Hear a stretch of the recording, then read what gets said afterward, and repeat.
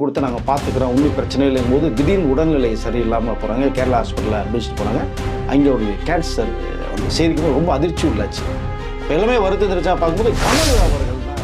அப்போ தான் அவங்க அப்பா என்ன பண்ணுறாங்கன்னா, காஞ்சனாக்கே தெரியாமல் நிறைய வந்து பேப்பர்லேயே டாக்குமெண்ட்லேயும் காஞ்சனாக்கிட்ட எழுதி கையெழுத்து வாங்கினா. அப்பா தானே பாருங்கள், ஒரு அப்பா இப்படிக்கா பிள்ளைக்கா உயிர் கூட அப்பாவை நம்ம பார்த்துருக்கோம்.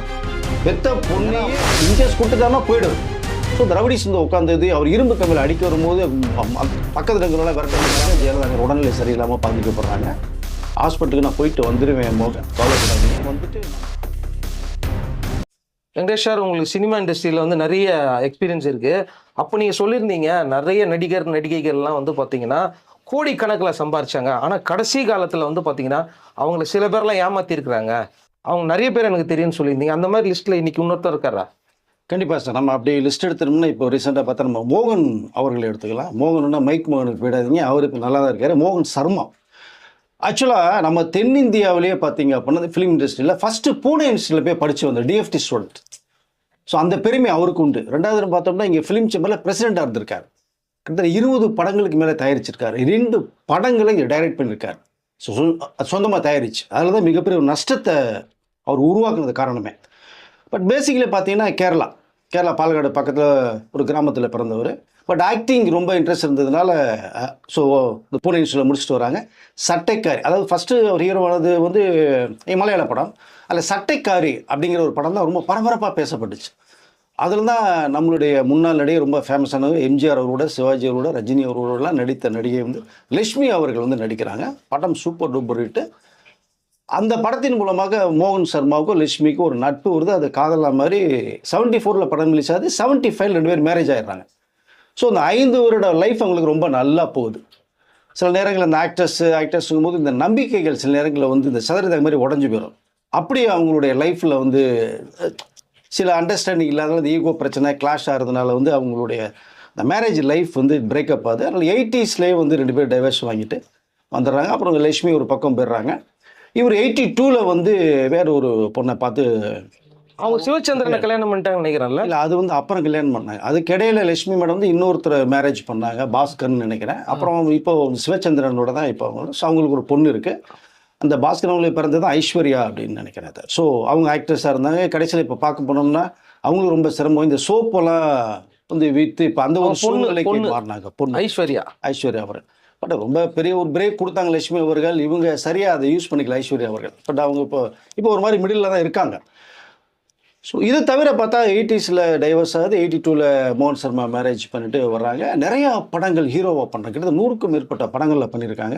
அப்புறம் தமிழுக்கு என்ட்ரி ஆகிறாங்க. தூட்டில் மீன் ஒரு படம் கூட பார்த்தீங்கன்னா லட்சுமி அவர்களோட வந்து ஜோடி நடிச்சிருப்பாங்க. அந்த படம் ஸோ இங்கே ரொம்ப பேசப்பட்ட படம் தமிழில் பார்த்தீங்கன்னா. ஸோ அப்படி நிறையா படங்கள் ஹீரோ. அப்புறம் வில்லனாக பண்ணுறாரு, கேரக்டரில் பண்ணுறாங்க. அப்புறம் டிவி சீரியலுக்கு வராங்க. ஸோ ஏஜ் ஆக அப்படி போகும்போது பார்த்தா நிறைய ஒரு டாப்பில் வராங்க.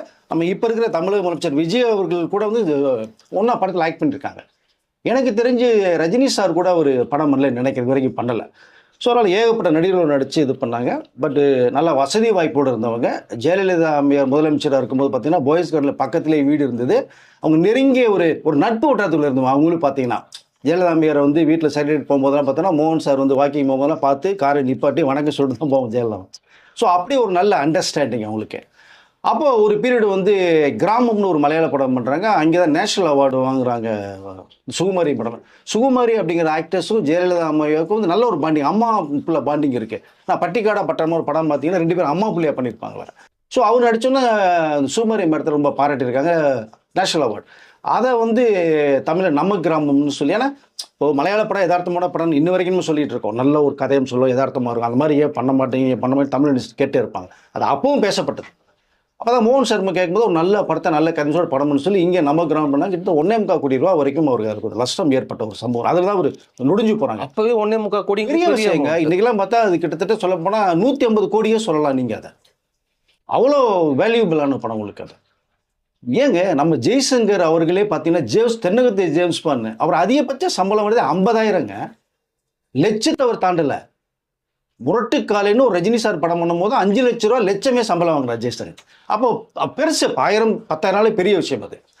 ஸோ அப்படி வாங்கி பார்த்தா 1.25 கோடி லாஸ் ஆகும்போது தான் ரொம்ப நொடிச்சு போயிருக்காங்க. இந்த செய்தி வந்து சுகுமாரி மேடத்துக்கு போய் அவங்க மூலமாக ஜெயலலிதா அம்மையாருக்கு வந்து ஜெயலலிதா கூப்பிட்டு நம்ம வீட்டுக்கு பக்கத்தில் தானே இருக்காங்க, ஏன் இதை சொல்ல வேணும்னு சொல்லி கூப்பிட்டு உட்கார வச்சு ஜெயலலிதா மேல் பேசும்போது விஷயத்த சொல்கிறாங்க.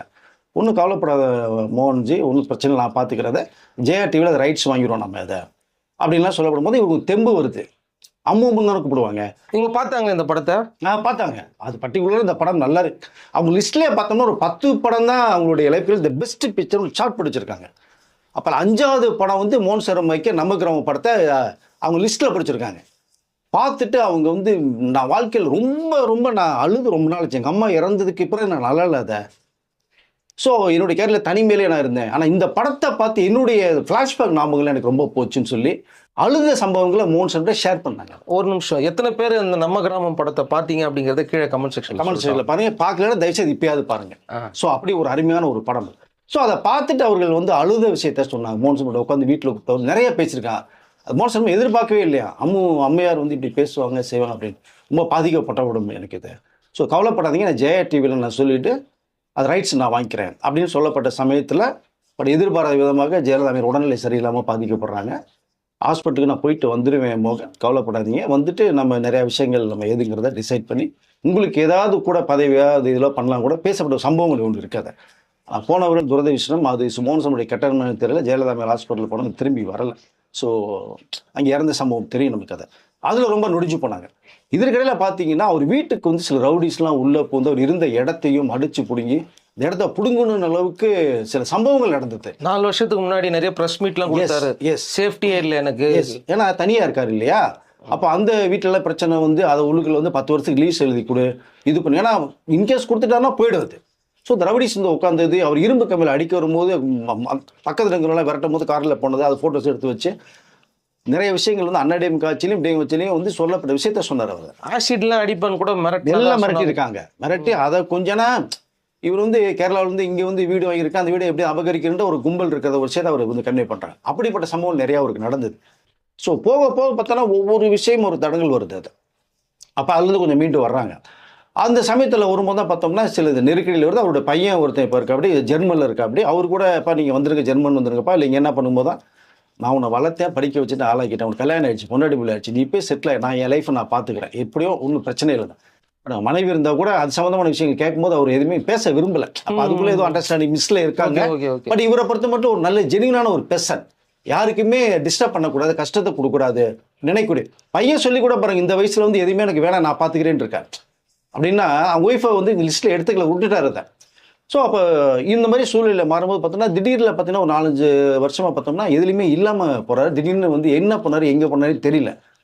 சமீபத்தில் இப்போ என்கொயரி பண்ணும்போது என்ன விஷயம் வரும்போது அவரே வந்து ஒரு ஆசிரமத்தில் முதியோர் இல்லத்தில் மாத்திரையே ஒரு 25-30,000 வரை செலவாகுது, ரொம்ப கஷ்டப்பட்டுருக்கேன் செஞ்சிட்டு இருக்கேன்னு விஷயத்தில் ஆசிரமத்தில் இருக்கும்போது இந்த விஷயம் தகவல் வரும்போது தான் அவர்கிட்ட பேசின விஷயங்கள் போது இவ்வளோ விஷயங்களை ஷேர் பண்ணுறாரு. பட் இருந்தாலும் அந்த தைரியத்தை விட்டு கொடுக்கல அவர். நான் இப்போவும் வந்து 2-3 படங்கள் விஷயமாக மெட்ராஸ் போயிட்டு பார்த்துட்டு வரேன். கும்பிடி பக்கத்தில் ஆசிரமத்தில் இருக்காங்க. ஸோ நான் போயிட்டு வந்துட்டு தான் இருக்கேன், பட் யாரையும் என்னை டிஸ்டர்ப் பண்ண விரும்பலை, செய்யலை அப்படின்னு சொல்கிறார். வீடு என்ன சார் ஆச்சு? இல்லை வீடு சில பிரச்சனைனால அது அப்படியே இல்லை. அது சில காரணங்கள் கேட்டோம்னா அவர் சொல்ல மாட்டேன்றாரு. அது வேணாங்க முடிஞ்சு போனது. அந்த படத்துடைய கடனை அடைச்சிட்டாரு. கடன்லாம் நிறைய அடைச்சிட்டாரு. கடன் நிறைய இருந்ததுல தான் இந்த நிலைமைக்கு வந்ததே. பட் எல்லாத்தையுமே அப்புறம் கடைசியில் பார்க்கும்போது தான் கேட்கும்போது தான் வீடெல்லாம் விற்றுட்டு என்னுடைய பிரச்சனைகள் கடன்லாம் முடிச்சுட்டு எல்லாமே வந்துட்டேன். கடன் கிடையாது. ஓகே. ஆனால் இப்போ சாப்பாட்டுக்கு மாத்திரை செலவுக்கு மாதம் ஒரு 25-30,000 ரூபா தேவைப்படுது சர்வே பண்ணுறதுக்கு. இல்லைன்னா ஆசிரமத்தில் நல்லா கவனிச்சுக்கிறாங்க. நான் எப்படியோ வாழ்ந்தேன், நான் ரொம்ப வசதி வாய்ப்போட வாழ்ந்தவருங்க அவர். மோகன் சர்மானா எல்லா லாங்குவேஜிலும் பண்ணியிருக்காரு வேற. ஸோ இங்கே ஃபிலிம் நம்மளுடைய சேம்பரில் பிரசிடெண்ட்டாக இருந்தவர். சிகாகோ நகருக்கு போய் சில விஷயங்களை பண்ணிட்டு நம்ம தமிழ் கலாச்சாரத்தை உருவாக்கிட்டு வந்தவர் அவர். அவ்வளோ வேல்யூபிள் பர்சன். பட் யாரும் கஷ்டத்தை கொடுக்கக்கூடாது, நம்ம வாழ்கிற வாழ்க்கை வரைக்கும் இறுதி வரைக்கும் நம்ம யாரும் தரக்கூடாதுன்னு நினச்சிட்டு இருக்காரு. அதுதான் விஜய் அவர்கிட்ட கூட தமிழ் முதலமைச்சர் இருக்காரு, நீங்கள் படம் பண்ணியிருக்கீங்களே ஏதாவது கேளுங்க, நான் கேட்க மாட்டேன், வேண்டாம். அவருக்கு 1008 வேலை. அப்போது என்ன சொல்ல பாருங்க, தமிழ்நாட்டுக்கு முதலமைச்சர் விஜய் கிடைச்சது மிகப்பெரிய ஒரு பாக்கியம் தமிழ்நாட்டுக்குன்னு விஷயத்தை வேற சொல்கிறாரு கேட்கும்போது. ஸோ இப்படி ஒரு விஷயம் போகும்போது ஆனால் ஒரு விஷயத்தை மட்டும் தெளிவுபடுத்துறாரு. ரொம்ப கஷ்டப்பட்ட தகவல் வந்து ரஜினி சார் கேள்விப்பட்டு உடனே பேங்க் அக்கௌண்ட் அனுப்புங்க மோகன், நீங்கள் கஷ்டப்படக்கூடாது, உங்களுக்கு என்ன வேணாலும் கேளுங்க நான் பண்ணுறேன் அப்படின்னு ஃபஸ்ட்டு பேங்க் அக்கௌண்ட்டில் 1 லட்ச ரூபா வந்து போட்டு விட்ருக்காங்க. அது வந்து எனக்கு இந்த நேரத்தில் 1 லட்ச ரூபாங்கிறது வந்து எனக்கு அவருக்கு இப்போ பார்த்தோம்னா 1 கோடி ரூபா மாதிரி கண்ணுக்கு தெரியும் கண்டிப்பாக. ஸோ அந்த உதவியை நான் மறக்க மாட்டேன் அப்படின்னு விஷயத்தெல்லாம் சொல்லி பார்க்கும்போது ஒரு மனிதன் எந்த அளவுக்கு வாழ்ந்தாங்க, இறுதி கட்டத்தில் முதியோர் இல்லத்துக்கு போய் ஒரு யாருமே இல்லாத மாதிரி இருக்கும்போது வந்து நமக்கு வருத்தமாக இருக்குது. ஆனால் அதை அவர் வந்து ம், ரொம்ப அதாவது என்ன ஈஸியாக எடுத்துக்கிட்டார். வேண்டாம், நம்ம இந்த வாழ்க்கை போதும், இந்த வாழ்க்கை போதும். ஆனால் இப்போ என்ன சொல்லணும்னா, படங்கள் யாராவது இப்போ இயக்குனர், தயாரிப்பாளர், மோகன் சர்மா பெஸ்ட் ஆக்டர் உங்களுக்கு அதை ஏதோ ஒரு கேரக்டர், அப்பா கேரக்டர், தாத்தா கேரக்டர் கொடுத்தாங்கன்னா மாதத்துக்கு 2 படம் கிடைச்சா கூட வர்ற சர்வேல ஆசிரமத்தில் தங்கிட்டோ இங்கே தங்கிட்டோ அவருடைய அந்த லைஃப்பை வந்து ரொட்டேட் பண்ணிக்குவான்னு தான் நான் நினைக்கிறேன் சார்.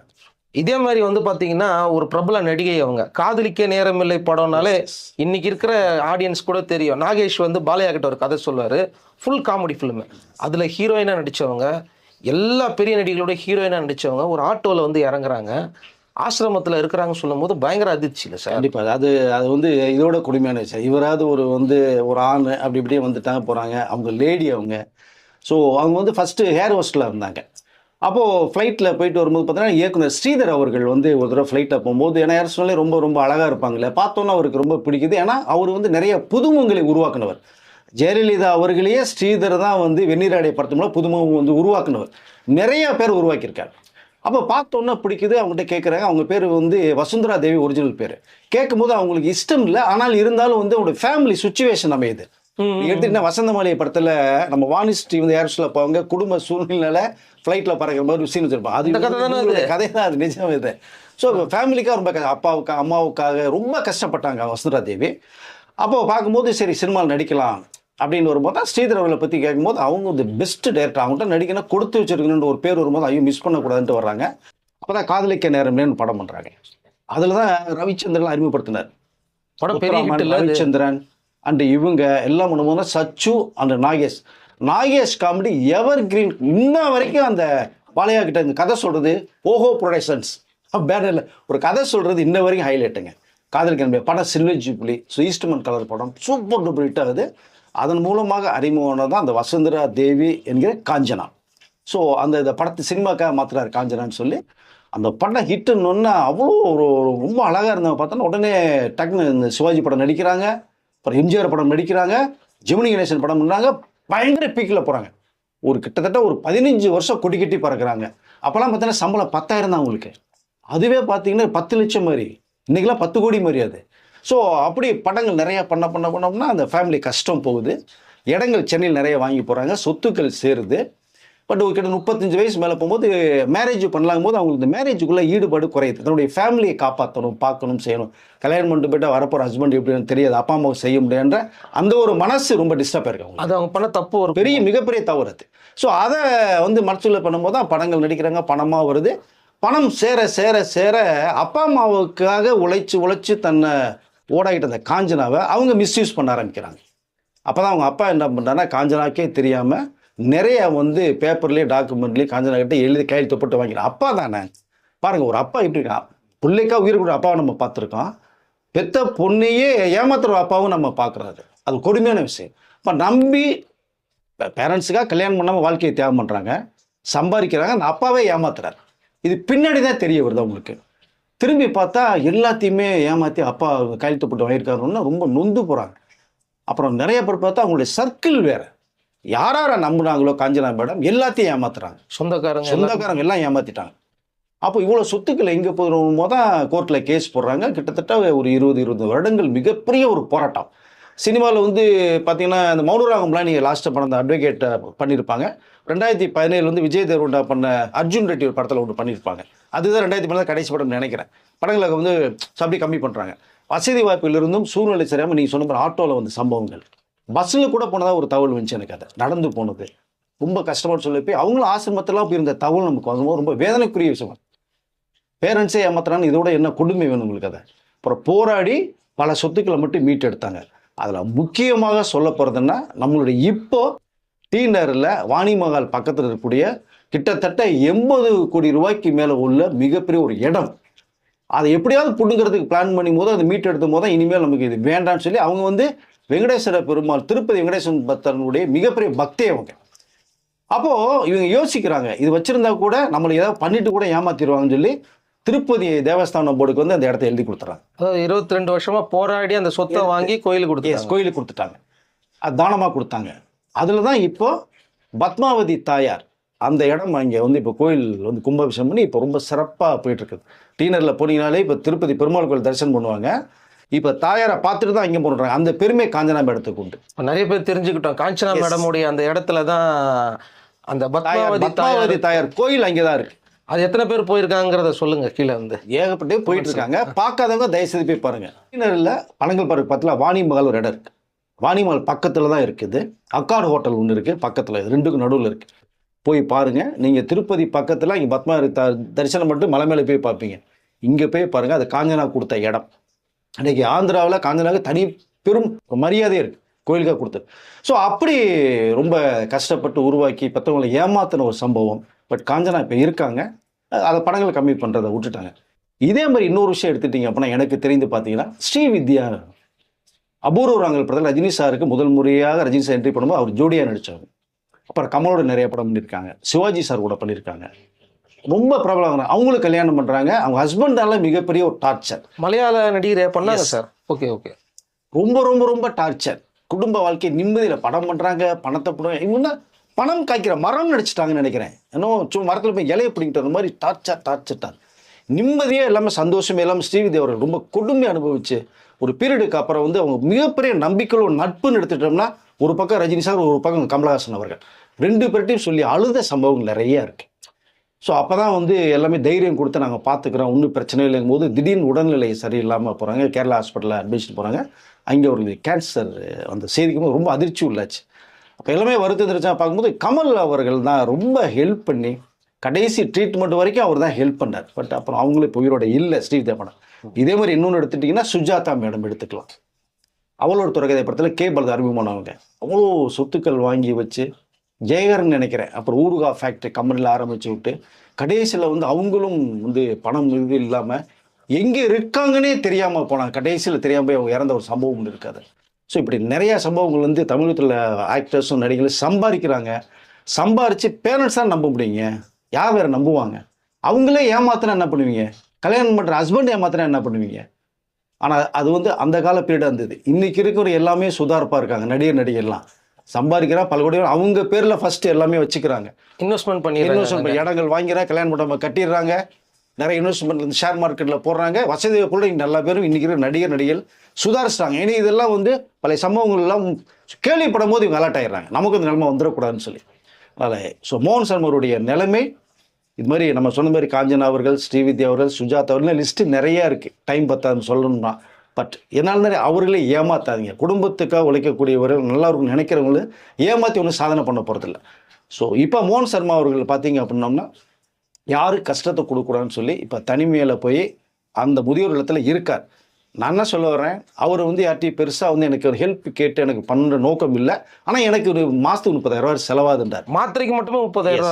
நமக்கு தெரிஞ்ச ஒரு செலிபிரிட்டி மோகன் சர்மாவில் அதை சொல்கிறோம்.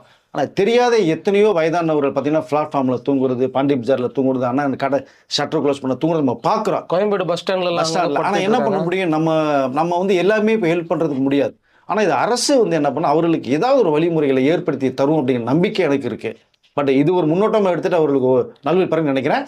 மோகன் சர்மா அவர்களுக்கு நீங்கள் படங்கள் இப்போ ஒரு வாய்ப்பு கொடுத்தா கண்டிப்பாக ஒரு அப்பா கேரக்டர் தாத்தா கேரக்டர் கொடுத்தா நடிக்கிறதுக்கு இப்போ ரெடியாக தான் இருக்கார் அவர். நான் வேலை செய்கிறது ரெடியாக இருக்கேன், சம்பளம் கிடைச்சா அதில் என்னுடைய வாழ்க்கையை நான் ஓட்டிடுவேன் அப்படிங்கிறதா அவருடைய இப்போ கடை ஸ்டேட்மெண்ட்டாக இருக்குது. வாய்ப்பு கொடுங்க, நல்ல ஒரு நடிகர் அப்படின்னு தான் என்னால் சொல்லிக்க முடியும். இயக்குநர்களும் தயாரிப்பாளர்களும் பண்ணாங்கன்னா சிறப்பாக இருக்கும்னு நினைக்கிறேன். மலையாள இண்டஸ்ட்ரியில் கூட ஒரு தெரியாத ஆட்களே கிடையாது இல்லை. அதில் தானுங்க ஃபஸ்ட்டு பண்ணார். அங்கே தானுங்க பிறந்து வந்தவர். இப்போது மம்முட்டி, மோகன்லேருந்து திலீப்லேருந்து நிறைய பேர் டாப்பில் இருக்காங்க. ஸோ அங்கே ஒரு மாதத்துக்கு ஒரு படம் 2 படம், தமிழில் ஒரு 2 படம் சீரியல் கொடுத்தாங்கன்னா ஒரு 4-5 படம் பண்ணாங்கன்னு வச்சுங்களேன், 15 நாள் வேலை கொடுத்தா கூட மாதம் குறைஞ்சது ஒரு 2-3 லட்ச ரூபா வருமானம் கண்டிப்பாக வரும். லட்சங்கள்னா கூட ஒரு 50,000 கொடுக்க மாட்டாங்களா? இல்லை, அதுவே போதும். ஏன்னா இப்போ வந்து பையன்லாம் செட்டில் பண்ணிட்டாரு. அவருக்கு இதுக்கப்புறமா கமிட்மெண்ட் கிடையாது. சர்வே பண்ணுறது மட்டும். அவர் சர்வே பண்ணுறதுக்கு மட்டும்தான் அவர் சொல்கிறார். ஆனால் அவர் சில சொல்ல மறைக்கிறார். இல்லை இருக்கு, சில விஷயங்களை ஓப்பன் பண்ண விரும்பலைங்க. அவர் மனசுக்குள்ள இந்த வலி இருக்கு அவருக்கு. அதை பேசும்போதே தெரியுது. அதை கடந்து போயிடுறாரு. ஆமா, வேண்டாங்க, நான் யாரும் கஷ்டத்தை கொடுக்க விரும்பலைங்கன்ற ஒரே வார்த்தை. கொஞ்சம் பையன் என்ன கேட்டான், நான் பாத்துக்கிறேன்ப்பா, இங்க வந்துடுறப்பா, இங்க வேலை செய்யறேன்னா, டேய் இங்க வந்தா 1 லட்சம் கூட தர மாட்டாங்கடா இந்தியாவில். உன் படிச்ச படிப்புக்கு ஃபாரின்னா 10 லட்ச ரூபா சம்பாதிக்கிறேன்ற, கூட உனக்கு கல்யாணம் பண்ணி வச்சுட்டேன், உனக்கு பொண்டாட்டிக்குள்ள நீ போய் பார்த்துக்கன்ட்டாங்க அப்படின்ட்டு. ஸோ மனைவி கேட்கும்போது கடந்து போயிடுறாரு. அதை அதுக்குள்ளே ஏதோ ஒரு விஷயம் இருக்குது. அதை சில பர்சன் சொல்ல விரும்பல அவர். அதான் ஜென்டில்மேன் சொல்ல வந்தேன் நான். அவுட்லுக்கும் அப்படி தான் இருப்பார் உங்களுக்கு. அதில் ஒரு பணக்கார ஒரு தாத்தா, பணக்கார ஒரு அப்பா கேரக்டர், ஸோ வில்லனுக்கு ஒரு அப்பா கேரக்டர் அப்படின்னா அந்த கேரக்டர் மோகன் சர்மா அப்படியே சூப்பராக இருப்பார். நீங்கள் சத்யராஜ் பிரகாஷ் கொடுக்குறீங்கள, அவர்களுக்கு போல மோகன் சர்மா கொடுங்க நான் சொல்ல வரேன். நான் அதை மிகப்பெரிய லைஃப் கொடுத்தது மாதிரி இருக்கும். இவங்களாம் சம்பாதிச்சு செட்டில் ஆகிட்டு ரொம்ப ஓகன் வாழ்கிறாங்க. பட் அவருக்கு ஒரு வாய்ப்பை இயக்குநர்களும் தயாரிப்பாளர்களும் நடிகர்களும் கொடுத்தாங்கன்னா அவருக்கு அவருடைய இறுதி வாழ்க்கை சிறப்பாக இருக்குன்னு தான் சொல்லிக்கலாம் சார். ஓகே சார், நிறைய விஷயங்களை ஷேர் பண்ணிட்டீங்க. நம்ம வீடியோக்கள் நிறைய செலிபிரிட்டிஸ் பார்க்குறாங்க. ஸோ இனிமேலாவது யாராவது கையெழுத்து போட்டு கேட்டாங்கன்னா, கையெழுத்து போட்டு சொன்னாங்கன்னா கொஞ்சம் கேர்ஃபுல்லாக இருங்கன்னு சொல்லிட்டு முடிச்சுக்கிறேன். அடுத்த வீடியோவில் சந்திக்கலாம். நன்றி சார். நன்றி.